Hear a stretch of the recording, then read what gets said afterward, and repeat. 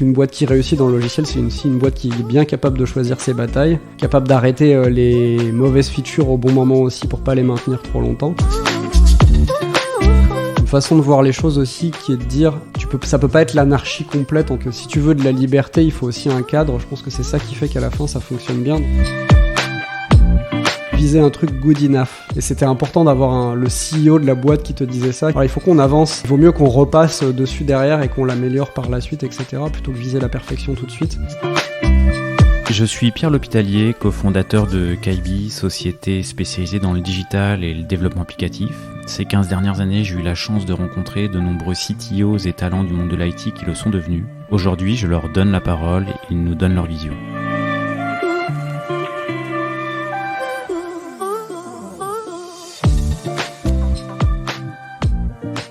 Eh bien aujourd'hui, je suis en compagnie de Nicolas Baron, qui est CTO de YouSign. Merci Nicolas d'avoir accepté l'invitation. Merci de m'inviter. C'est avec plaisir. En début de podcast, en général, je remercie les gens qui nous ont mis en relation. Et cette fois-ci, c'est Sylvain Rivollet qui nous a mis en relation. Et je lui passe un petit coucou. Je l'avais reçu sur le podcast également, CTO de Praxedo. Vous êtes rencontrés comment avec Sylvain? Parce que je ne vois pas d'expérience commune. Non, en effet, on a déjeuné ensemble pour un partage d'expériences de bonnes pratiques. Voilà, déjeuner très agréable il y a quelques semaines de ça. Et c'est à l'issue du déjeuner qu'il m'a parlé de ton podcast et qui m'a proposé d'y participer. Voilà. Partage d'expérience de bonnes pratiques. Tu fais partie d'un club de CTO. Si vous aviez jamais bossé ensemble et que vous étiez jamais rencontrés, comment s'est fait ce déj là du coup? Alors par le biais d'Antoine qui est un des cofondateurs de YouSign, qui avait été à la base en contact avec Sylvain et son entreprise, et du coup c'est comme ça que l'intro s'est faite et que le déjeuner s'est construit. Par ailleurs, je fais partie d'un club de CTO qui s'appelle TechRox. Voilà. D'accord. Okay. Club, je sais pas si c'est le bon terme, mais en tout cas c'est un endroit que je retrouve avec grand plaisir et régulièrement. TechRox qui fait partie un petit peu TechRox Summit, ils ont un podcast. J'avais reçu Nicolas Silberman dans les premiers épisodes, qui est l'un des cofondateurs de TechRox, qu'on recommande également. Voilà. Et alors du coup, ce déj sur les bonnes pratiques, ça a donné quoi, ce petit partage? Déjà, dans un déj, c'est important, on a bien mangé. Ouais. Ça, c'était le départ. Et après, les contextes forcément divergent toujours un peu, mais c'est YouSign comme Praxedo, c'est deux boîtes de software. Ouais. Avec comme dans beaucoup d'endroits, des entreprises qui existent depuis un certain nombre d'années aussi, donc pas toutes récentes. Donc avec leurs enjeux d'évolution, on grandit, il faut changer l'orga des équipes.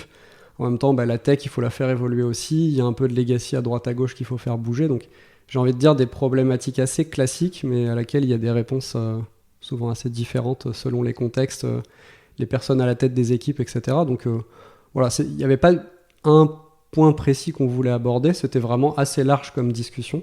Ouais. Mais on a parlé particulièrement d'un sujet que j'aime beaucoup, qui est la relation produit-engineering. Ouais. Comment est-ce qu'on bosse ensemble, quel type de profil on a dans les équipes, quel type d'objectifs on fixe aux équipes. Bref, cette façon de travailler qui est au final souvent qui fait une belle différence à la fin entre une startup qui va performer et une qui va peut-être avoir plus de difficultés. Voilà, donc on a vraiment abordé plein de choses, mais particulièrement ce genre de sujet. Cette relation produit et l'engineering.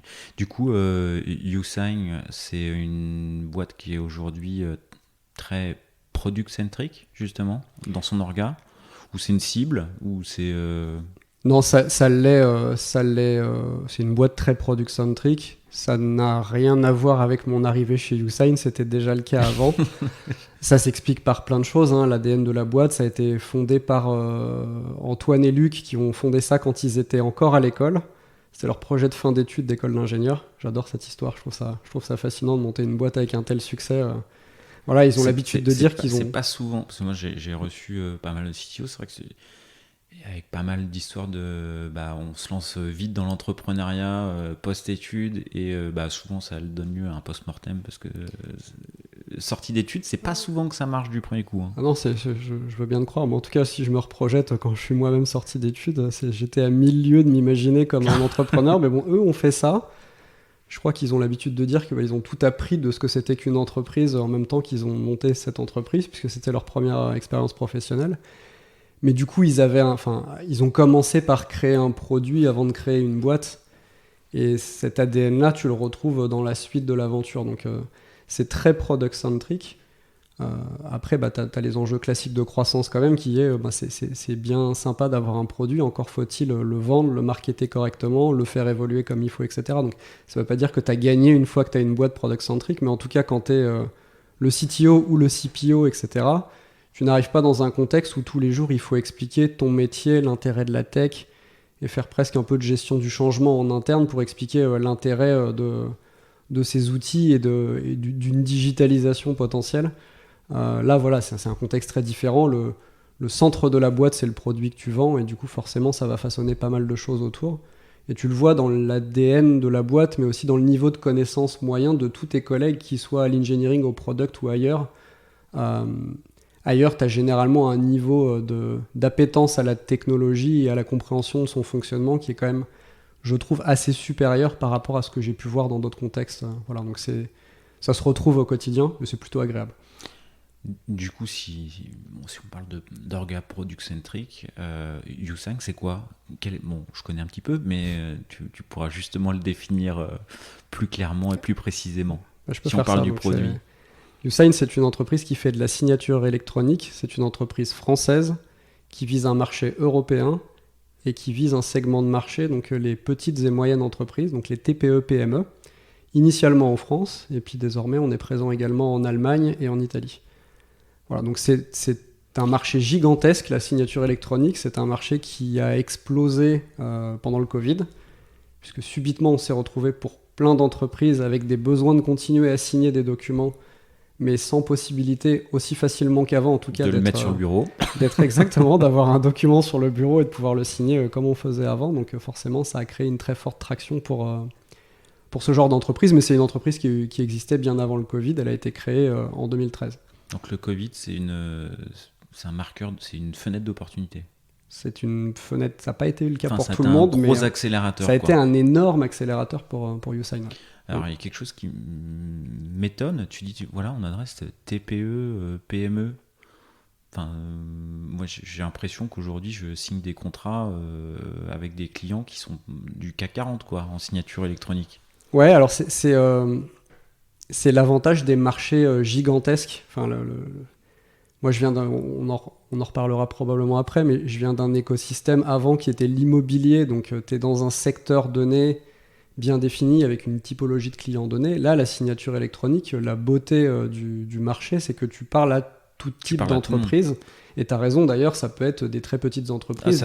Ça va de TPE jusqu'à... tu n'exclus pas les grandes entreprises, tu peux. Et donc, d'ailleurs, historiquement, U-Sign était une entreprise qui avait signé plutôt des gros contrats avec des très gros acteurs.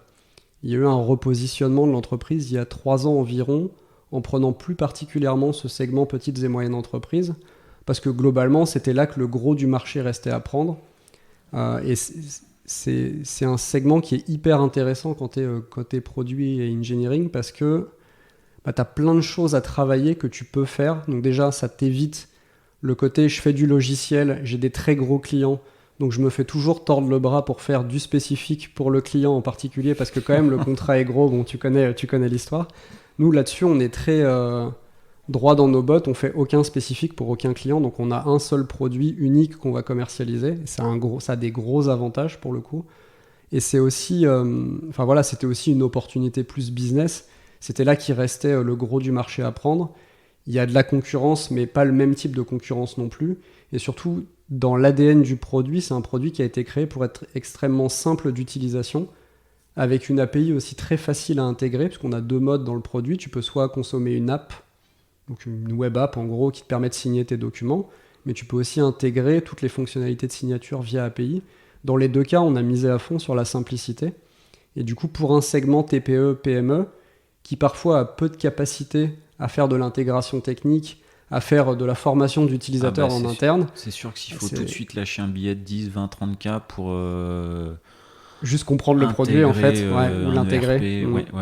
Voilà, et donc ça en fait, le combo, j'ai un produit simple et il y a un gros marché à prendre sur ce segment TPE-PME, c'est ça qui a fait que globalement on s'est plutôt focalisé là-dessus. Donc ça fait que tu as une taille des deals moyens que tu signes qui est petite, mais par contre tu signes énormément de clients tous les mois, donc voilà, c'est une autre façon de faire grossir à la fin ton revenu. Et alors du coup la stratégie c'est vraiment aucune demande, aucun dev spécifique pour aucun client. Alors, aucun dev spécifique pour aucun client. Par contre, est-ce que vous êtes à l'écoute des remontées? Bien sûr. Comment vous écoutez le marché? Alors, par plein de moyens différents, mais déjà, tu as un point de contact formidable avec le marché qui est tous nos commerciaux, tous nos customer success qui sont tous les jours en relation, soit avec des prospects, soit avec des clients. Ça, c'est déjà une formidable prise sur le marché. Et ensuite, je te l'avais dit que j'aimais bien ce sujet, Product and Engineering. Côté Product, on a toute une démarche, notamment de discovery, qui permet très en amont d'aller chercher les opportunités, de les valider, de vérifier un niveau de risque, de partir sur une idée plutôt qu'une autre. Bref, on a toute une méthodologie qu'on va suivre derrière et qui nous permet à la fois d'être à l'écoute de ce qu'on va nous demander, mais aussi des fois d'aller capter d'autres signaux qui ne sont pas forcément des demandes directes de clients, mais dans tous les cas, de bien valider ensuite de manière qualitative, quantitative, qu'on est en train de partir sur les bons sujets, simplement pour utiliser au mieux nos forces vives, et notamment les équipes de développement derrière, en étant, alors j'ai pas envie de te dire en étant sûr, parce qu'on peut toujours se tromper malgré ces méthodes-là, mais en tout cas en essayant de réduire le risque de travailler sur la mauvaise idée, qui fait qu'on va passer 6 mois à développer quelque chose qui va pas être très utile à la fin. Voilà, donc on essaye de travailler ça de manière globale dans la boîte pour... à la fin de s'assurer qu'on construit le bon produit. Voilà, et après, vous faites un peu d'A/B testing? On fait de l'A/B testing, on fait, je pense, des choses assez classiques aujourd'hui, mais pareil, sur une fonctionnalité donnée, on va avoir des cycles assez différents. Donc généralement, on fait une version alpha du produit, ça c'est plutôt de l'usage interne, on va tester une dernière fois avant de mettre le produit sur le marché. Ensuite, le produit passe en bêta, donc il y a plusieurs façons de faire, mais... on peut faire notamment un système qu'on fait souvent, on choisit un subset de clients qui vont être intéressés par la fonctionnalité, on va leur mettre à disposition, ils vont nous faire encore des retours, etc. Et puis ensuite, une fois qu'on est un peu plus sûr de nous, on va mettre ça à disposition de l'ensemble de nos clients. Voilà. Donc généralement, c'est plutôt comme ça qu'on fonctionne. Particularité depuis quelques années maintenant, le produit s'est internationalisé, donc il y a une nouvelle dimension qui s'ajoute dans... ces tests utilisateurs, cette compréhension du marché, etc. On n'est plus monodimension sur le pays, c'est multidimension. Et donc quand je te parlais de faire un produit unique, évidemment, quand tu vas dans le détail, même si la signature électronique en Europe, c'est réglementé, donc tu es censé avoir... C'est réglementé au niveau européen? C'est réglementé au niveau européen, donc tu as un règlement qui s'appelle EIDAS, globalement, qui normalise ce qu'est une signature électronique, les différents niveaux de signature, etc. Malgré ça, tu as quand même des spécificités locales dans chaque pays, soit de fonctionnement, soit de petits points de règlement particuliers. Je te donne un exemple très concret. Tu as des niveaux de signature électronique qui nécessitent la vérification d'une pièce d'identité. Donc par un processus. Tu peux faire ça en ligne, donc sans forcément être face à un autre être humain. Mais selon les pays, tu vas avoir des pièces d'identité différentes. Je te prends l'exemple de l'Italie, tu as encore plein de pièces d'identité qui sont des pures pièces d'identité papier, sans aucun mécanisme particulier électronique qui permette d'avoir un code unique à scanner ou ce genre de choses. Et là, dans ces cas-là, tu dois forcément adapter un peu ton produit parce que quand tu as encore 40% des Italiens qui utilisent ce type de pièces d'identité, si tu veux avoir un service global et prêt à l'emploi en Italie, sans avoir 36 remontées clients sur le fait que ça fonctionne pas, il faut que tu puisses t'adapter à ce genre de cas. Donc voilà, évidemment, ça paraîtrait trop beau de te dire on fait un produit, on n'adapte rien pour des demandes particulières de nos clients. Ouais. Mais par contre, évidemment, on s'adapte à des contraintes locales, etc., histoire d'avoir quelque chose qui correspond aux besoins du marché. C'est quoi justement la réglementation? Ça t'impose au-delà de devoir s'adapter d'un point de vue fonctionnel, là, tu te donnes un exemple, d'un point de vue technique, est-ce qu'il y a des choix qui ont été contraints par la réglementation? Ouais, il y en a pas mal. Alors, quand je dis réglementation, du coup, vu que c'est réglementé, tu es aussi audité, tu es aussi certifié pour être capable de délivrer de la signature électronique. Donc, tu as un certain nombre de choses auxquelles tu dois te conformer. En France, on est notamment tenu d'être certifié sur nos niveaux de signature par l'ANSSI. Voilà, et donc ça veut dire qu'il y a plein de choses à respecter. Je vais pas dans le détail sur tout, mais tu es tenu d'avoir un niveau de documentation, notamment de documentation qui va avoir trait au réglementaire, qui est parfaitement conforme et à jour. Tu vas devoir, en termes d'infrastructure, suivre un certain nombre de règles sur la façon d'héberger, sur le type de matériel que tu vas utiliser pour faire ta signature, etc.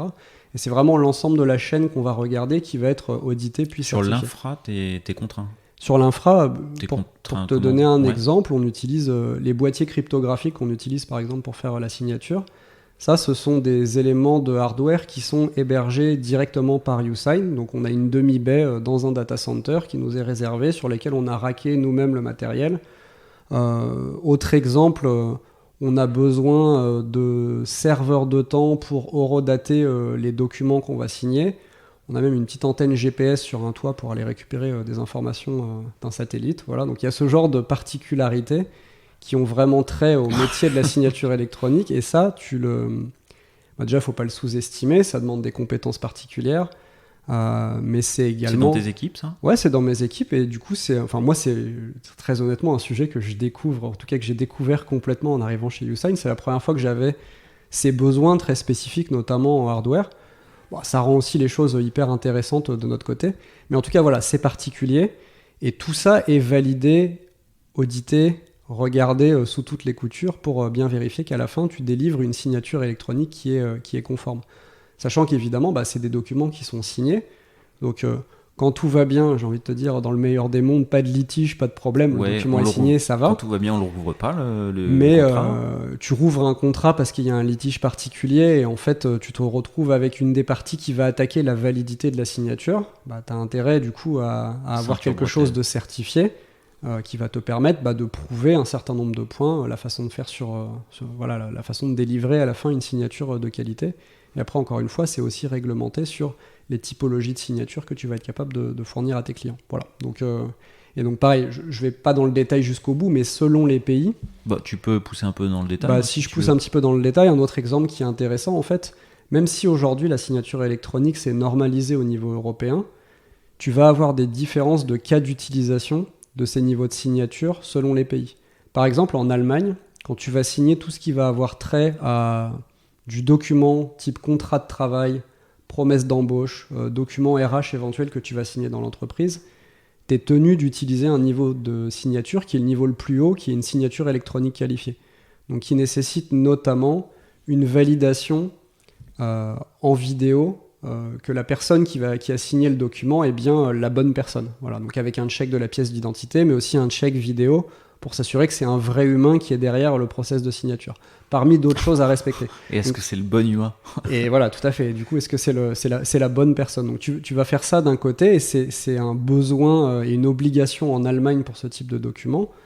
Ça n'est pas du tout le cas en France, où tu peux, dans pas mal de boîtes encore, envoyer un PDF, leur envoyer signer, même pas avec un outil de signature électronique, et ça suffit. Quoi. Voilà, donc, du coup, derrière ta Solus, tu as de la reconnaissance faciale, tu as de la reconnaissance d'image, tu as de l'IA. Ouais, tout à fait, il y a ça. Alors, on fait pas tout nous-mêmes, ça serait très complexe. Donc, il y a des briques du système qui sont des intégrations avec des partenaires avec lesquels on va travailler, notamment sur la partie identification vidéo. Ouais. C'est pas quelque chose qu'on fait en propre. Okay. On a un partenariat avec une entreprise française qui fait ça. Qui est secrète Non, que je peux citer, qui s'appelle Hubble. D'accord. Voilà, et donc... Hubble ?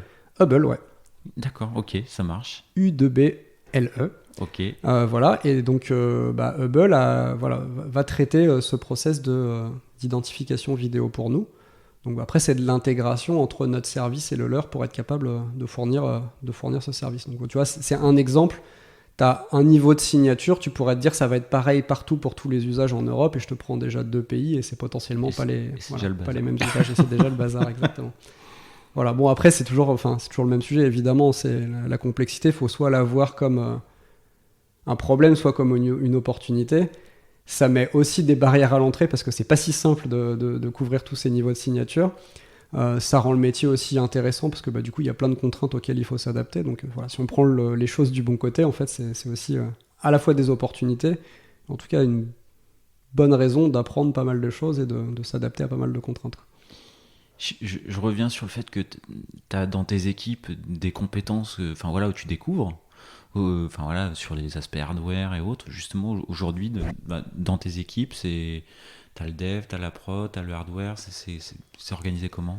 T'as combien de personnes sous ta responsabilité? Une grosse soixantaine. Ouais. Alors, j'ai pas mal d'équipes différentes. On peut revenir un peu après sur les modèles d'orga, mais si je parle vraiment de compétences, évidemment, le gros des effectifs, c'est des développeurs, donc front-end, back-end ou full stack. On a les trois. Pourquoi ? Parce que je pense que c'est pratique d'avoir tout type de compétences dans l'équipe. Non, Vous n'avez pas scindé des équipes front, des équipes back, c'est des équipes full stack et en fonction des appétences. Tout à fait. Ouais, c'est tout à fait ça. Non, en fait, simplement parce que, j'ai l'impression. Je vais le dire autrement. Si le marché était 100% parfait, je pense que plus tu as des gens qui savent faire du front-end et du back-end, mieux c'est. Ça t'évite de la coordination, ça te permet de répondre un peu à tout type de demande quand tu as besoin, avec un côté un peu couteau suisse. Donc c'est très pratique d'avoir des développeurs full stack. Bon, je pense que c'est très difficile. Je sais qu'il y a des orgas qui ont réussi, mais moi, j'ai jamais réussi personnellement à être capable d'aller assez vite pour recruter uniquement des gens qui étaient full stack et qui étaient capables de couvrir les deux, sachant que les stacks chez nous, c'est du PHP Symfony en back-end, c'est du React en front-end. Mais on a quand même trouvé des gens qui avaient le talent de faire l'un et l'autre, donc on va pas s'en priver. Globalement, c'est ça. Par contre, on a aussi des gens qui préfèrent avoir une expertise forte et la développer, plutôt côté front-end, plutôt côté back-end, donc on les accueille aussi avec grand plaisir. Donc voilà, ça c'est sur la partie développeur. On a des engineering managers, donc justement équipe pluridisciplinaire dans laquelle tu vas retrouver à chaque fois entre 5 et 7 à 8 développeurs. Dans chaque équipe, tu as un engineering manager qui va être en charge d'être le manager des développeurs globalement, mais aussi de travailler les sujets un peu de fonctionnement au quotidien de l'équipe, de process, de méthodo, etc. Je parle vraiment de mes équipes là côté engineering. J'ai une équipe data également dans laquelle tu retrouves data engineering et data analyst. Donc soit côté produit, soit côté business. Ça, c'est un peu plus particulier. En tout cas, dans les typologies d'organisation, la data, ça peut être rattaché... Parfois, tu as juste l'engineering qui est rattaché à l'engineering et data analyst, par exemple, c'est ailleurs dans l'organisation. Ouais. Là, il se trouve qu'il y avait déjà une équipe centralisée data chez Usign. Il se trouve aussi que c'est un sujet que j'ai déjà géré de manière assez conséquente chez Meilleurs Agents. Voilà, on en reparlera après. On pourra en reparler après. Du coup, c'est pour ça qu'on a décidé de ce modèle, parce que c'était assez adapté, que c'était aussi un sujet que je connaissais plutôt bien. Voilà. Après, j'ai une équipe sécurité et compliance, pour toutes les raisons qu'on a évoquées avant, sur notamment la signature électronique, et sur le fait aussi que pour un produit comme Usign, évidemment, la sécurité applicative et la sécurité de la solution, d'une manière générale, c'est évidemment un gros enjeu. Voilà. Après, des équipes... SRI, infrastructure, dans lesquelles tu veux un scope de compétences assez large. Donc tu vas avoir des gens très proches du DevOps, des gens très proches de l'infrastructure et ou du hardware. Donc tout ce qu'on évoquait juste avant, voilà, on n'en a pas énormément, mais on a quand même un petit peu de hardware en propre. Ça se gère de manière spécifique. Donc voilà, c'est une équipe évidemment qui est très centrale. C'est toujours le moment où tu te dis j'ai oublié une équipe et ça va être une catastrophe parce que j'ai pas pensé à tout. Bon, on s'excuse d'avance alors. Non, écoute, je crois que la partie déjà QA, elle est dans les feature teams. La partie QA, alors il y a vraiment la volonté d'avoir une équipe QA qui est plutôt positionnée en ce qu'on a appelé quality assistance, donc plutôt quelques experts QA qui vont se balader entre les équipes, les soutenir, coacher aussi sur notamment beaucoup d'automatisation des tests, etc. C'est les équipes de dev on va plutôt attendre des équipes de dev de faire la partie automatisation des tests. Vous êtes sur quel stack? Du coup, vous avez fait des choix Cypress, Robot? Ouais, tout à fait. Cypress. Cypress, voilà. Okay. Et globalement, après les choses assez classiques sur la pyramide des tests, avec aussi du test unitaire, du test d'intégration, etc. Voilà. Et cette équipe, elle est rattachée côté product, par contre. Elle est pas dans mes équipes. Pareil, c'est des choix, je pense, qui sont... tu peux les discuter à l'infini. Est-ce que c'est mieux que ça soit à l'engineering, au product, etc. En fait, c'était un choix qui avait été fait avant notre arrivée avec le CPO et qu'on n'a pas remis en cause parce que ça fonctionnait plutôt bien comme ça, donc c'était pas un sujet particulier. Ouais. Et quand tu décris l'orga et les différentes équipes et que tu disais, voilà, on est très product-centric, comment ça se retrouve est-ce que ça se retrouve dans l'orga, dans le mindset de tes équipes? Enfin, comment ça se caractérise? Alors ça se caractérise, c'est une bonne question. Je pense que je vais répondre à ta question en commençant par pas y répondre. D'accord. Ça se caractérise déjà dans le reste de la Tu es boîte. normand? Ouais, la boîte est normande, c'est pour ça que je commence à m'habituer. Boîte créée à Caen, YouSign. Voilà. Mais, donc non, je pense que ça commence à l'extérieur de l'équipe. C'est-à-dire qu'on a calé une méthode aujourd'hui qui est globale à YouSign, à base d'OKR notamment. Ah, ok. Voilà, donc on peut zoomer un peu sur la méthode, c'est un sujet que j'aime bien, mais globalement, pourquoi je partage ça au-delà de rentrer dans le fait spécifiquement de faire des OKR, ce que je veux dire par là, c'est que les réflexions sur quels sont les gros enjeux objectifs qui résultent. Ouais. Donc, on définit des gros objectifs pour YouSign plutôt à l'année. On définit 4-5 KR qu'on va vouloir suivre au long de l'année. Et ensuite, par contre, ça peut bouger. Ces KR, on peut les faire bouger par trimestre. Voilà. Donc, c'est pas à l'année, c'est au trimestre. Puis, tu as des listes d'initiatives qui sont produites. Pourquoi je raconte ça? Parce que c'est pas que des initiatives produites. Et il faudrait pas tomber dans l'écueil quand tu es product-centric, justement, de te dire que toutes les réponses à tous les problèmes que tu as dans l'entreprise ou toutes les choses que tu voudrais faire sont forcément des réponses qui vont nécessiter du produit. Parfois, c'est intéressant aussi de réfléchir à d'autres types d'initiatives qui vont pas forcément nécessiter du dev, mais qui pourraient potentiellement avoir plus d'impact sur le résultat attendu, plutôt que de simplement se dire on va rajouter une énième feature et tomber un peu dans le piège permanent de je rajoute toujours plus de fonctionnalités pour à la fin faire répondre un peu à tous les problèmes. Je pense qu'une boîte qui réussit dans le logiciel, c'est une boîte qui est bien capable de choisir ses batailles, capable d'arrêter les mauvaises features au bon moment aussi pour pas les maintenir trop longtemps. Et donc voilà, c'est pour ça que je faisais cette petite digression. Comment sur... tu l'organises le fail fast? Enfin, tu me parles de fail fast là. Ouais, tout à fait. Enfin, en tout cas, je pense que c'est un sujet vraiment intéressant. Justement, là, j'en arrive plutôt dans nos équipes et comment tu vas regarder un côté product-centric. Par exemple, quelque chose qu'on est très attaché à travailler avec le CPO de YouSign, qui était aussi le CPO de Meilleurs Agents par ailleurs, que j'ai retrouvé chez YouSign. Donc ça passe beaucoup par ce que je disais tout à l'heure là, sur le discovery notamment. L'idée, c'est déjà, avant même de te mettre à développer, d'essayer de dérisquer le fait de travailler sur le bon sujet. Donc ça, c'est la première chose. Et ensuite, c'est de tester. Donc c'est-à-dire te mettre en condition rapidement de pouvoir, par la plus petite chose possible, essayer de valider l'idée et l'opportunité. Alors, il y a je pense qu'il y a eu plein de phases dans notre marché là-dessus. On a vite confondu ça avec je fais du cracra, mais du coup, quand je fais du cracra, je sais pas conclure sur c'était bien, c'était pas bien. Parce que le premier réflexe de dire quand ça a pas marché, c'est ça a pas marché, mais on avait fait un truc crade. Voilà, donc, l'idée, quand je parle de faire un truc minimum, c'est pas non plus de faire n'importe quoi. Mais en tout cas, c'est de se donner l'opportunité de tester quelque chose avant de l'industrialiser complètement et d'en faire le produit parfait. Voilà, j'ai envie de m'arrêter spécifiquement là-dessus. Ça, c'est un des mindsets qu'on essaye le plus possible d'insuffler dans les équipes. C'est souvent mal vécu ce que je suis en train de dire par les équipes. Je l'ai vécu chez Meilleurs Agents, je l'ai vécu... Alors, c'est très bien vécu par les équipes produits. C'est beaucoup moins bien vécu par les développeurs parce que on connaît la chanson. Moi aussi, j'ai été développeur. Vas-y, fais vite. Sors-moi un truc et puis t'inquiète, après t'auras du temps pour l'améliorer et puis tu passes à la suite et puis tu l'améliores pas et puis c'est comme ça que tu construis une belle dette bien gigantesque et quand même pas mal de problèmes de maintenance et de problèmes de prod que tu peux rencontrer derrière. Et ça, dans les deux contextes où j'ai mis en place ce genre de choses, que ça soit chez Meilleurs Agents ou chez YouSign, j'ai eu les mêmes objections au départ de dire, surtout les plus expérimentés généralement de l'équipe, Coco, on la connaît celle-là, tu vas pas nous la faire à nous. Voilà, donc ça, j'ai pas de meilleure recette à proposer que de prouver un peu par l'exemple, c'est-à-dire de leur dire faites-moi confiance une fois, on va essayer de se mettre dans les conditions pour vous prouver que derrière vous aurez vraiment du temps pour améliorer. Mais quand même à chaque fois, c'est pas forcément super bien vécu, mais c'est quelque chose qu'on essaye de faire. Je te donne un exemple concret. Ouais. On a récemment, en début d'année, YouSign, on a fait la première acquisition d'une entreprise, acquisition externe chez YouSign, pour aller compléter notre produit avec une fonctionnalité de workflow documentaire qu'on n'avait pas encore.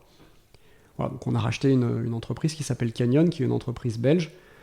On a défini une stratégie d'intégration, on s'est dit qu'on allait plutôt reprendre la connaissance fonctionnelle qu'il y avait dans l'entreprise et réécrire dans notre produit la substantifique moelle de tout ça pour en faire une fonctionnalité. Mais on avait des gros enjeux, c'est la première acquisition, il y avait des deadlines assez serrés, on savait que c'était une belle opportunité de marché qu'on voulait prendre assez tôt. Donc rapidement, on a plutôt piloté ça par la date en se disant voilà la deadline et du coup qu'est-ce qu'on est capable de produire avec de la valeur utilisateur dans cette deadline, qui n'était pas forcément le mindset le plus utilisé chez Usign quand on voulait développer quelque chose. Il y avait vraiment une culture de je fais beaucoup de qualité, je prévois un peu tous les cas dès le départ et donc tu vois je construis, à la fin quand je mets le produit sur le marché c'est quelque chose de déjà très abouti. Voilà, donc bah écoute, on a fait un peu le contraire sur cette fonctionnalité. Ça a fait un peu grincer des dents, ce que je peux parfaitement comprendre quand c'est la première fois. Mais bah, ça nous a permis de tenir cette date, de commencer à apprendre, de commencer à avoir du feedback aussi sur ce qu'on avait fait, sur ce qui manquait potentiellement, etc.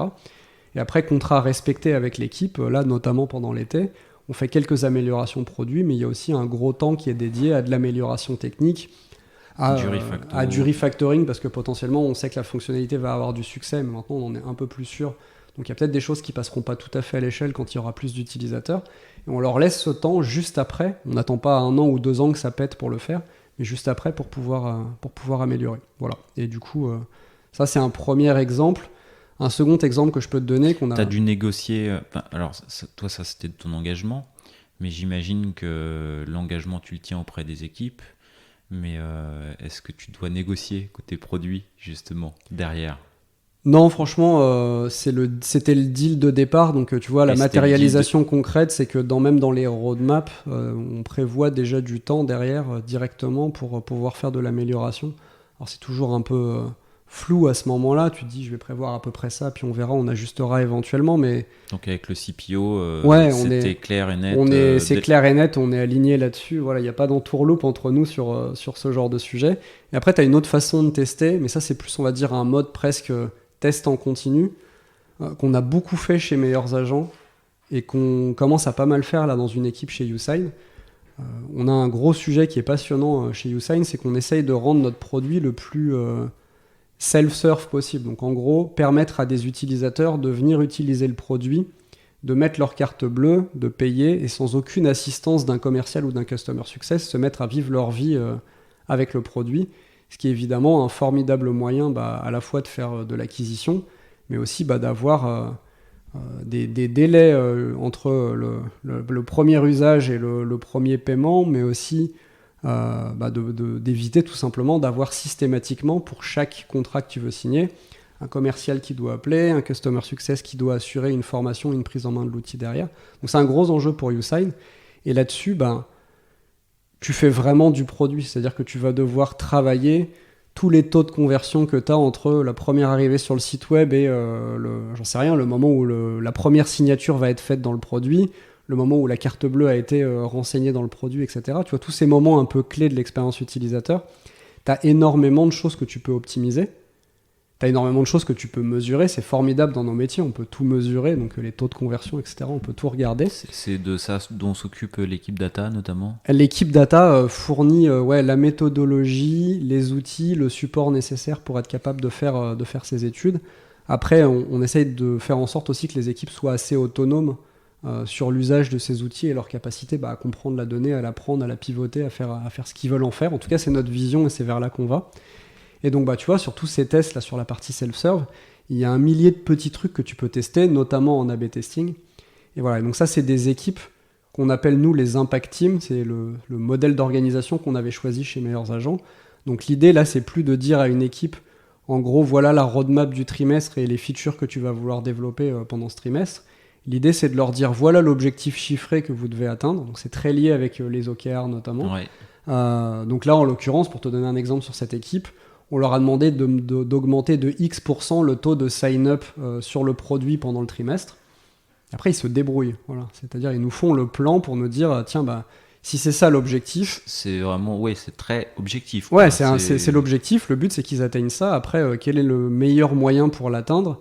Ils vont probablement tester des choses qui marchent, peut-être d'autres choses qui marchent moins bien, etc.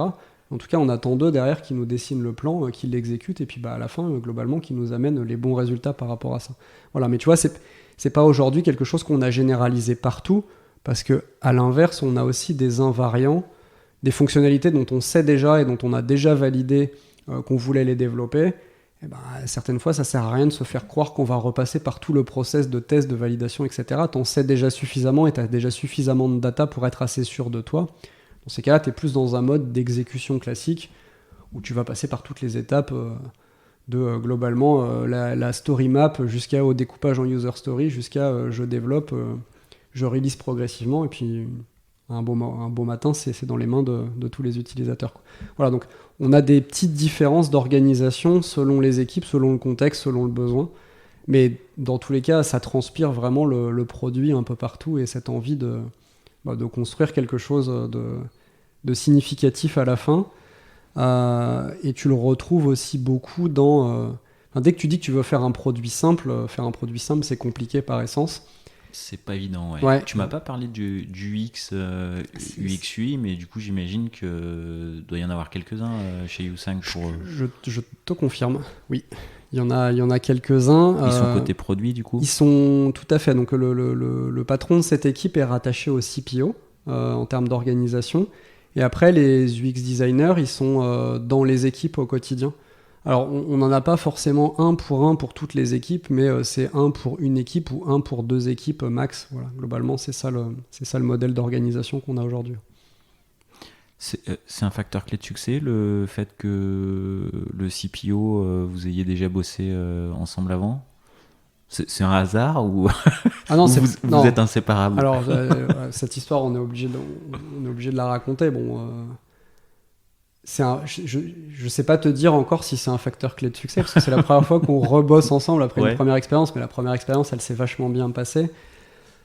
En tout cas, je pense que c'est un facteur de risque énorme quand tu recrutes un CTO ou un CPO d'ailleurs, et que tu dois le faire collaborer avec quelqu'un qui est déjà en place dans l'organisation. Le risque étant évidemment que les 2 personnes ne s'entendent pas, ne soient pas d'accord sur ce qu'il faut faire, ne soient pas alignées sur les grandes décisions. Et du coup, forcément, vu que ces métiers sont complètement interdépendants, si t'as pas une connivence, une façon... Ça veut pas dire qu'on est tout le temps d'accord, mais en tout cas, une façon saine de travailler ensemble et qu'on sache bosser ensemble, je pense que c'est un gros frein à la réussite du produit et du coup de la boîte. En tout cas, ce que je peux te dire après 9 mois chez YouSign, c'est que ça facilite ton onboarding de manière hallucinante, forcément, de déjà connaître la personne en face. Il est arrivé avant toi? Non, il est arrivé le même jour que moi. Ah. Voilà. Donc bon, je vais raconter l'histoire jusqu'au bout parce qu'elle est rigolote. On s'est retrouvés tous les deux dans le process chez YouSign, mais sans le savoir que l'autre était dans le process chez YouSign. Et pas très loin de la fin du process, on nous a posé cette fameuse question à tous les deux: est-ce que tu retravaillerais avec Christopher? Est-ce que tu retravaillerais avec Nicolas? Et c'est à ce moment-là où on s'est dit qu'est-ce qui se passe? Je crois qu'il y a un truc bizarre qui est en train de se passer. Bon, après, on va pas se mentir, évidemment, dans la décision finale de rejoindre l'entreprise, quand tu sais que tu as ton acolyte préféré qui va la rejoindre, ça change quand même des choses sur la prise de décision. Mais en tout cas, c'est très rigolo de retravailler ensemble. Et pour le moment, ce qui est certain, c'est que j'aurais pas pu faire autant de choses, de changements d'organisation, de façon d'aborder des sujets, etc., si c'était pas quelqu'un avec qui j'avais déjà travaillé depuis des années avant, quoi. Donc... Ça veut dire que quand ils vous recrutent tous les deux, l'orga cible et la manière de bosser, c'est une sorte de copier-coller de ce que vous avez décrit de meilleurs agents, proche, quoi. Ouais, alors c'est sûr. Enfin, en tout cas, je pense qu'il y a beaucoup de choses qu'on a faites, qu'on est en train de refaire ou qu'on va remettre en place. Après, il faut pas se tromper non plus, c'est-à-dire le copycat exact d'une organisation sur une autre. Ça marche pas. Ça marche pas non plus, donc il faut être capable... Tiens, t'aurais un exemple de trucs que vous avez mis en place ou de choses et qui marcheraient pas ou qui seraient pas pertinents? Je t'en ai parlé un petit peu tout à l'heure, mais typiquement chez Meilleurs Agents, on avait fait 100% d'impact team, donc 100% d'équipes à qui on confie un objectif. Ouais. À eux de dérouler le plan, etc. Chez YouSign, c'était pas adapté de faire ça maintenant parce que, comme je te le disais, il y avait déjà des features manquantes dans le produit aujourd'hui qui sont un peu des invariants de marché et qu'il fallait faire en plus d'aller chercher potentiellement d'autres idées ou d'être plus dans un mode avec une approche très discovery puis test, etc. Donc d'accord. Ça, tu vois, si on avait replaqué bêtement notre organisation, on serait arrivé direct en disant c'est fini, maintenant c'est des impact teams pour tout le monde, je te file un objectif et on se revoit dans 6 mois. Bon, ça, par exemple, c'était pas super adapté. Deuxième exemple, ça c'est plus aussi sur des sujets de ratio d'équipe, etc. Chez Meilleurs Agents, j'ai mis beaucoup de temps à avoir une fonction sécurité ciseaux dans l'équipe, ça arrivait très tard, on était déjà quasiment 400 dans l'entreprise. Chez YouSign, c'est une fonction qui est en place, c'est plutôt une fonction qu'il fallait renforcer. Et tu vois, typiquement, je me suis pas posé la question très longtemps de savoir si il fallait plutôt renforcer cette équipe qu'autre chose. Sujet central pour YouSign, il fallait le faire. Qu'est-ce qu'on pourrait prendre d'autre comme exemple ? Non, après, sur le reste, on a quand même refait pas mal de choses, mais pas forcément, tu vois, tout de suite en arrivant. Par exemple, quand je suis arrivé, j'avais pas la responsabilité de l'équipe data. On s'est aussi laissé le temps avec les fondateurs de voir comment ça se passait, comment je prenais mes marques, si déjà ça se passait bien avec l'équipe engineering existante, avant de se dire, bah tiens, en termes d'organisation, potentiellement, on va aussi te rattacher l'équipe data. Donc, il y a aussi des choses qu'on fait petit à petit et par la suite. Mais ouais, forcément, enfin, en tout cas, les choses dont tu sais qu'elles ont marché et dont tu vois aucune raison qu'elles soient pas adaptées au contexte. Oui, assez vite, ça se propose, quoi. Assez vite, ça se propose. Après, avec toujours évidemment le même réflexe aussi, par défaut, tu changes pas quelque chose qui fonctionne. Donc, si ça fonctionne, il n'y a aucune raison qu'on replaque aussi un truc qu'on l'a fait juste parce qu'on l'a fait. La question, c'est plutôt d'avoir une approche assez scientifique des choses. Ok, est-ce qu'il y a un process en place ? Est-ce qu'il fonctionne ? Est-ce qu'il fonctionne pas ? S'il fonctionne pas, par quoi on peut le remplacer ?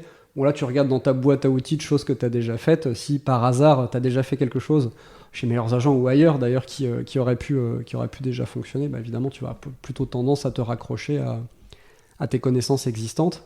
Et puis après, il y a un dernier truc qui est, on n'est pas les seuls à avoir des bonnes idées, donc il y a aussi plein de gens dans les équipes qui ont des idées pour améliorer une situation, améliorer un process, améliorer une façon de faire. Donc ça se co-construit évidemment aussi avec l'équipe pour que ça se passe bien à la fin, quoi. T'as des tips justement pour faire remonter les idées des équipes ? Enfin, des tips, de la regarde, pour le bottom-up, ça marche comment ? Moi, je crois que ça passe pas mal par des échanges réguliers avec les équipes. Je crois que rapidement, quand même, tu arrives dans des tailles d'organisation où... moi, par exemple, j'ai matériellement pas le temps de pouvoir parler avec chaque personne individuellement, mais ils ont quand même chacun la chance d'avoir un manager avec qui ils peuvent échanger, discuter, etc. Donc, voilà, c'est des prises de feedback réguliers, interrogations régulières sur quels problèmes vous voyez, comment vous pensez les résoudre, etc. Et puis, en fait, sur beaucoup de choses aussi, se dire que les équipes, elles ont l'autonomie suffisante et le terrain de jeu suffisant pour traiter eux-mêmes un sujet ou un problème sans même que ça te remonte spécifiquement et que tu aies besoin de t'en soucier. Ça, c'est évidemment le cas idéal. Après, moi, voilà, j'ai une façon de voir les choses aussi qui est de dire ça peut pas être l'anarchie complète en tout cas. Donc si tu veux de la liberté, il faut aussi un cadre. Je pense que c'est ça qui fait qu'à la fin, ça fonctionne bien. Donc je pense que notre métier, c'est de mettre le bon cadre. Parfois, c'est pas toujours bien vécu, parce que quand tu arrives dans un contexte, notamment pour les gens qui sont là tout au début de l'aventure, donc qui ont l'habitude d'une start-up très petite, avec très peu de règles, très peu de process, très peu de contraintes, des fois c'est vécu un peu douloureusement d'avoir des gens qui débarquent en disant tiens, on va mettre un process ou une méthode. Il y avait un gros rond, maintenant il y a un cadre qu'on a mis dans le rond, quoi. Exactement, et donc ça, mais je crois que c'est une condition indispensable pour qu'une structure se développe correctement. Et voilà, moi je pense que mon métier, c'est pas de dire dans le détail il faut faire exactement ça. Par contre, mon métier, c'est de dire vous avez le droit de réfléchir plutôt dans tel cadre, et que c'est ça qui va faire à la fin qu'on va être capable aussi de converger. Un petit exemple par rapport à ça.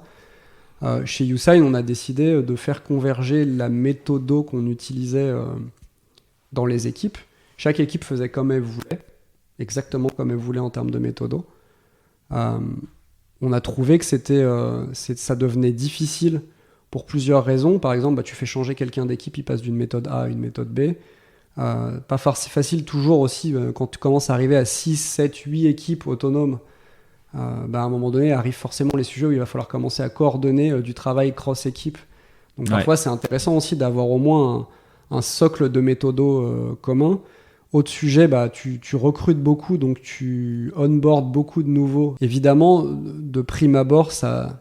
Alors, il y a des gens qui sont naturellement enthousiastes, il y en a qui vont avoir un peu plus de défiance par rapport à ça. Je pense qu'on sous-estime à quel point la méthodo mal faite ou mal appliquée, ça peut faire des dégâts dans l'expérience de travail des gens. Donc nous, par exemple, on a commencé à évoquer ce qu'on imaginait mettre en place, donc plutôt un mix de Kanban et de Scrum. Bon, voilà, un truc, j'ai envie de dire, assez classique aujourd'hui. Ouais. Mais certains dans l'équipe avaient une très mauvaise expérience de Scrum, par exemple, et te disent « Oh là, attends, moi j'ai déjà bossé dans ce contexte-là, c'était l'horreur, on nous comptait les points de complexité, si on faisait pas le bon nombre de points, du coup on se faisait taper dessus, etc. Qu'est-ce que vous êtes en train de faire ?» Donc tu vois, t'as tous ces trucs à gérer un peu autour de peurs potentielles, etc. Et donc pour revenir à l'exemple du cadre, bah, tu définis une typologie de méthode à suivre. Après, au quotidien, comment les équipes exactement vont procéder pour faire une rétrospective, pour animer leur daily, pour regarder comment est leur vélocité, comment ils vont se servir des grands indicateurs, etc. J'ai pas envie de dire que je m'en fous, c'est parce que c'est pas vrai, ça m'intéresse en fait. Mais en tout cas, je considère que ça fait partie de leur liberté et du mode de fonctionnement d'équipe. Par contre, est-ce qu'on s'est dit que globalement, dans toutes les équipes, c'était plutôt un mix Kanban, Scrum, que c'était bien de faire des itérations de 2 semaines et qui étaient calées pour quasiment l'ensemble de nos équipes aujourd'hui, et que bah, du coup, c'était hyper important de chercher à s'améliorer et du coup d'avoir un temps de rétrospective à la fin de chaque itération, tu vois. C'est plutôt ce genre de grandes choses qu'on a cadrées et définies. C'est aussi des mouvements de balancier, donc on a fait ça maintenant et on pensait que c'était adapté au contexte, à la taille de la boîte, à la phase de jeu dans laquelle on se trouvait. Ça se trouve dans 6 mois, dans 1 an, tout roule, on se dit bon bah en fait il n'y a plus d'intérêt particulier à avoir même ce cadre de méthodo qui est commun. Peut-être qu'on recassera ça et qu'on repartira sur chaque équipe peut utiliser la méthode qu'elle veut. Donc voilà, c'est aussi très contextuel les décisions que tu vas prendre. Voilà, donc c'est ça basé sur ton expérience passée, mais aussi basé sur le contexte, le stade de développement de la boîte, la taille des équipes, les forces en présence aussi. Enfin, évidemment, c'est tout un tas de choses qui vont se compléter pour à la fin essayer de prendre les bonnes décisions. Des fois, on y arrive et puis des fois, on se trompe aussi, quoi. Et tu parles de cadre et de douleur.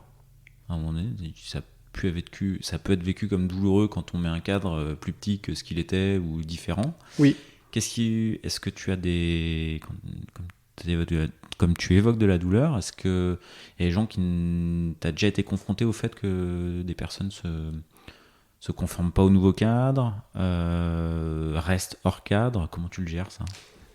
Ouais, c'est une très bonne question. Bah, écoute, ça m'est déjà arrivé de devoir demander de se remettre dans le cadre, par exemple. Ouais. Non, mais la plupart du temps, alors je sais pas si j'ai eu de la chance, mais je trouve que passer un peu la période de peur et de doute du départ, si t'es honnête sur ce que t'es en train de faire, t'arrives à communiquer assez clairement sur voilà ce qu'on est en train de mettre en place, pourquoi on est en train de faire les choses, etc.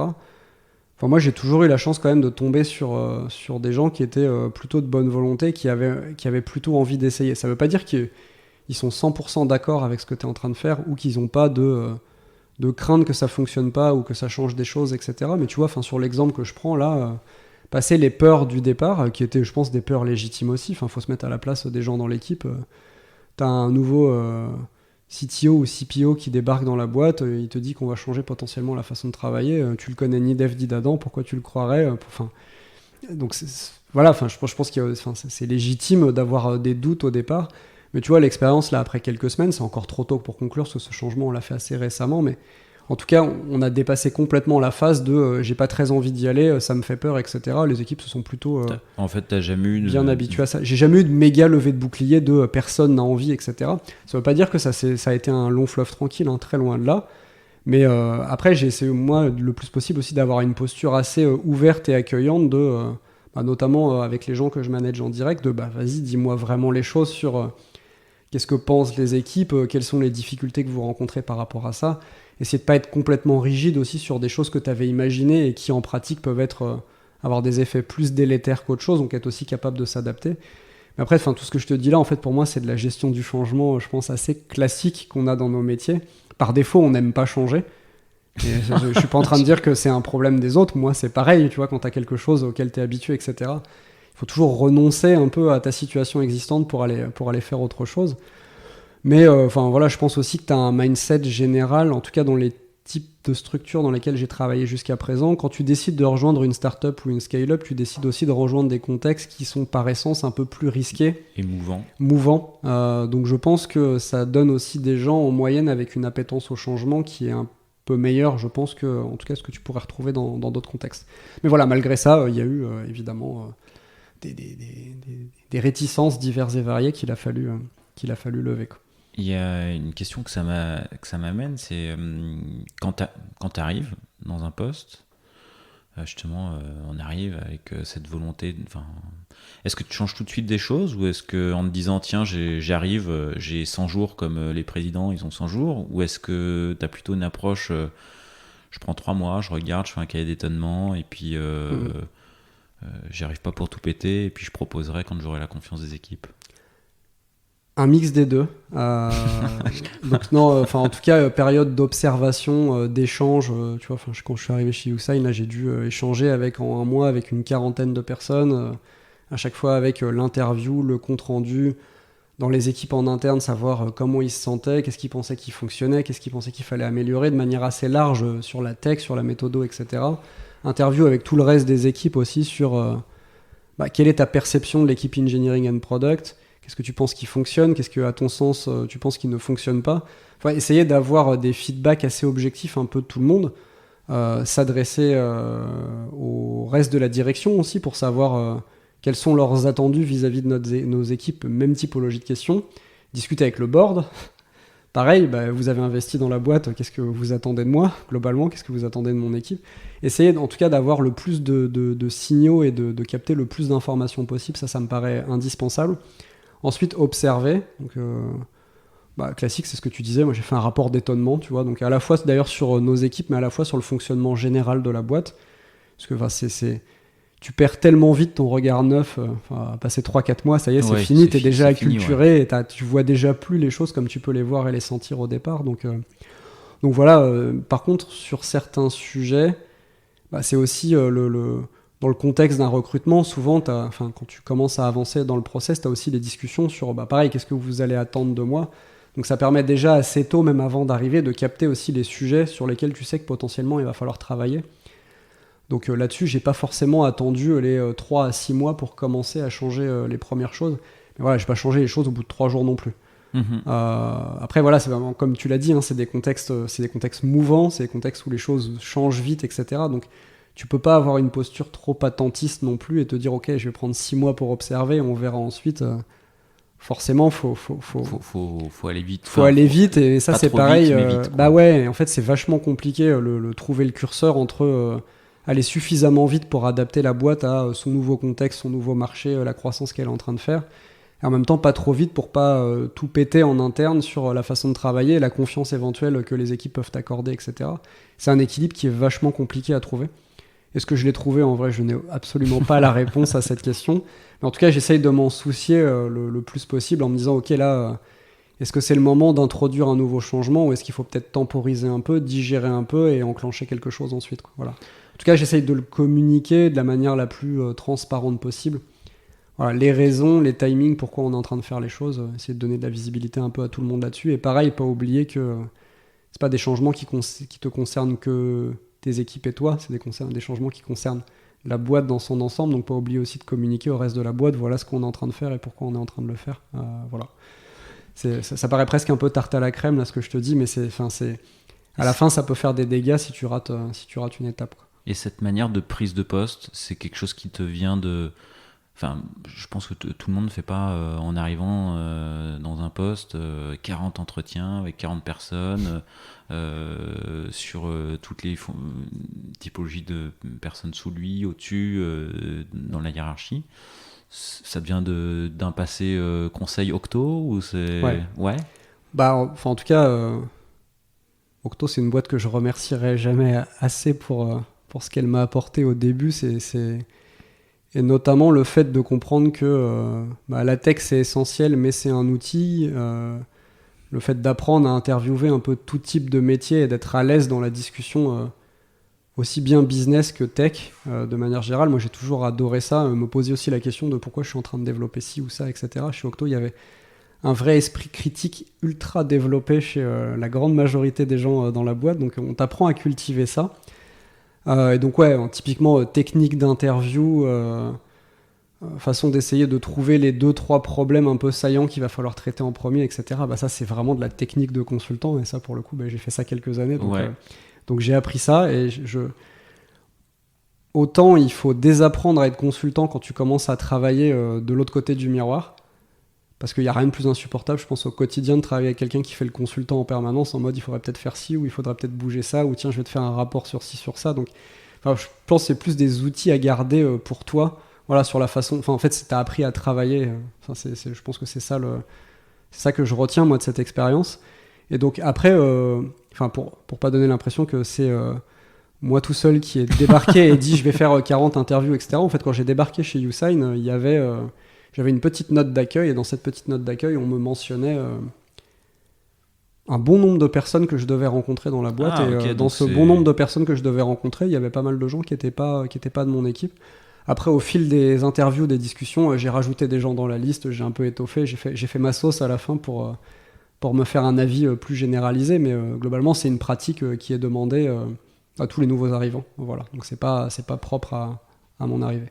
Mais ouais, clairement, le job de consultant là-dessus, pour trier l'info, faire la bonne synthèse et savoir les 2-3 trucs par lesquels tu dois commencer, ça, c'est assez précieux pour le coup.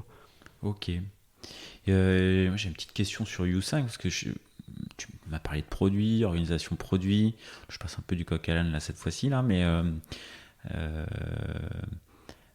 on te sent également passionné. Enfin voilà, le produit transpire aussi et l'envie de faire quelque chose d'un chouette produit transpire. C'est vrai que de prime abord, c'est un produit très admin, très signature électronique. J'ai l'impression que tu arrives à le rendre attractif en tant que produit, quoi. Ce produit admin, quoi. Ah, mais en fait, ouais, c'est un enjeu. C'est un enjeu assez majeur, mais même pour nous au quotidien. Et en fait, pour moi, c'est un sujet pour beaucoup de choses dans la vie. La plupart du temps, ça dépend de la façon dont tu regardes les choses. Est-ce que c'est quelque chose est bien, pas bien, agréable, pas agréable? Je pense qu'on peut... Enfin voilà, si... Évidemment, tu te focalises et tu commences par te dire ok, c'est un produit, ça sert à prendre un PDF, on met une signature dessus et c'est fini. C'est vrai que si tu le présentes comme ça, de prime abord, ça paraît pas super intéressant. Maintenant, si je te dis, il y en a un peu pour tout le monde dans une équipe engineering, dans une boîte comme YouSign. Si t'aimes le hardware, tu pourras faire du hardware. Si t'aimes les infras avec de la scalabilité et du trafic, ça tombe bien. On a un segment petites et moyennes entreprises. Il y en a 12 000 qui utilisent notre service tous les jours, avec autant d'utilisateurs qui vont signer des documents derrière. Donc il y a des millions de signatures à faire tous les mois. Si je te dis, je dois faire un produit hyper simple d'usage, accessible pour que n'importe qui puisse signer un document sur notre produit, que dans les TPE, PME, tout le monde n'est pas le plus grand gourou de la tech, donc je dois faire quelque chose de simple d'usage que n'importe qui peut utiliser, que tu te rends compte qu'en fait, tu es dans un univers où maintenant, rares sont les gens, je pense, qui n'ont jamais signé au moins une fois dans leur vie un document de manière électronique. Enfin, c'est pas encore un geste classique d'usage, mais c'est en train de le devenir. Donc, finalement, tu participes à... je pense qu'il y a tout un tas de gadgets technologiques qu'on utilise et qui sont plus ou moins utiles aujourd'hui. Ça te permet de signer juste, j'achète une maison ou je vais signer un document particulier pour quelque chose qui me fait plaisir, ou je vais signer un document particulier parce que c'est un... Vous faites des documents notariés ? On peut faire ça, ouais. Et c'est, en fait, on a aujourd'hui une diversité de clients complète. Donc pareil, à chaque fois, c'est des nouvelles problématiques. Tu vas découvrir un métier, un cas d'usage particulier. On vend une app, une API. Donc pareil, c'est des problématiques qui sont très différentes. D'un côté, il faut faire une app simple d'usage avec l'UX qui va bien, etc. De l'autre, il faut faire une API facile à intégrer, mais qui va être intégrée de différentes manières dans différents process ou logiciels métiers chez tes clients, etc. Donc, tu vois, si je te fais la somme de tout ça à la fin, finalement, oui, à la fin, on signe des PDF et c'est une signature électronique, mais tu as un nombre de sujets autour à traiter qui est hyper intéressant. Pareil, tous les sujets self-serve, là, dont je parlais tout à l'heure, le fait d'avoir un produit qu'on peut appréhender, utiliser sans aide extérieure particulière, et être capable de rentrer sur un site web, découvrir YouSign, cliquer sur un enrôlement, décider que finalement le produit est bien, après un trial, là, de décider de commencer à payer, tu as mis ta carte bleue dans le produit, tu l'utilises. Tout ça, c'est des enjeux indépendamment du fait qu'à la fin on signe un document, c'est des enjeux ultra clés sur de l'UX, etc. Donc quand je te le raconte comme ça, en fait, c'est super intéressant. Voilà. Ça se ressent en tous les cas. Moi, il y avait un autre sujet parce que je voulais un peu creuser avec toi, parce que tu l'as dit, ça fait partie des enjeux un peu clés pour toi et pour YouSign, la partie sécurité, du coup, documents. Est-ce qu'il y a des choses que vous avez mis en place ou auxquelles vous faites particulièrement attention qui peuvent servir à tes pairs CTO? Est-ce qu'il y a des choses... Ouais. Non, mais en tout cas, je pense qu'on essaye d'être très rigoureux sur le sujet. Bon, un des trucs qu'on fait qui est assez généralisé aujourd'hui, mais par exemple, on a un programme de bug bounty, donc voilà, avec une c'est pas hyper généralisé. C'est pas si généralisé que ça. Disons que si je prends le prisme un peu FT120, Next 40, etc., je pense qu'il y a plus d'entreprises aujourd'hui quand même qui le font. Ouais. Voilà, donc tu vois, typiquement, on fait ce genre de choses. Donc là, on parle plutôt de sécurité du produit en tant que tel. On essaye, c'est un sujet qui est pas simple, mais ça marche. Ouais, ça marche. On a des vraies remontées qui sont légitimes et du coup, le process derrière pour être capable de capter les cas les plus critiques, de les remonter aux équipes et que ça soit traité, corrigé derrière. Donc ça fonctionne très clairement. Sur le sujet de la sécu, en fait, c'est assez large pour nous. Donc il y a la partie, on va dire là, tout ce dont je suis en train de parler, bug bounty et compagnie, on va dire que c'est une problématique assez générique, quelle que soit l'industrie. Le but étant de sécuriser ta solution le plus possible.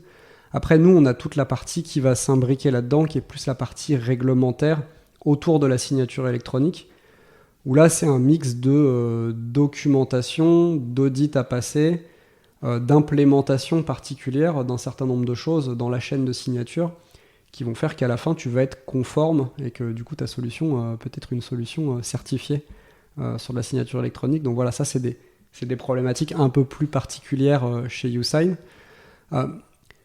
Là-dessus, moi, le constat que j'ai fait en arrivant, c'est que le niveau de maturité moyen dans la boîte sur ces sujets de sécurité, l'outillage qui est utilisé en interne, les tests qui sont faits, la façon de regarder la sécu dans le produit, la place du ciseau de manière générale dans l'entreprise, c'était plus abouti quand je suis arrivé chez YouSign dans une boîte de 150 personnes, même un peu moins, je pense quand je suis arrivé, il devait y avoir 120, 130 personnes, par rapport à ce que j'avais par exemple chez Meilleurs Agents où on était 2,5 fois à 3 fois plus gros.